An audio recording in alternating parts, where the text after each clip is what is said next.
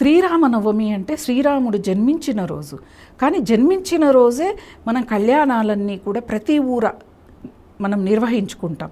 అసలు శ్రీరాముల వారి కళ్యాణం జరిగింది మార్గశిర మాసంలో, అంటే మనకి డిసెంబర్ నెలలో.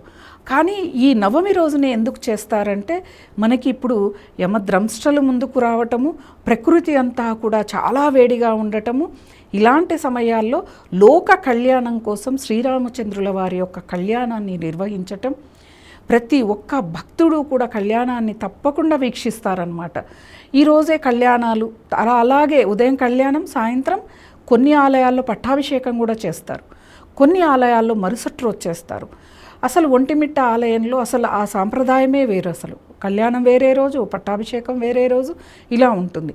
ప్రతి ఊర్లో కూడా రామాలయం అనేది ఉంటుంది. ఊరు నిర్మాణానికి ముందు రామాలయాన్ని చేసే తర్వాత ఊరు ఫామ్ అవుతుందన్నమాట. ఎందుకు అనంటే ధర్మంగా ఉండాలి ఒక ఊరు అనేది. రాముడు ధర్మానికి ప్రతీక కాబట్టి అలా నిర్మిస్తారు.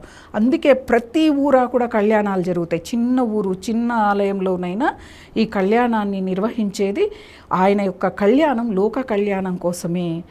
అదే పుట్టినరోజు నాడు చేస్తే అందరికీ కూడా కలిసి వస్తుంది అని చెప్పి ఈరోజు కళ్యాణాన్ని కూడా నిర్వహిస్తారు.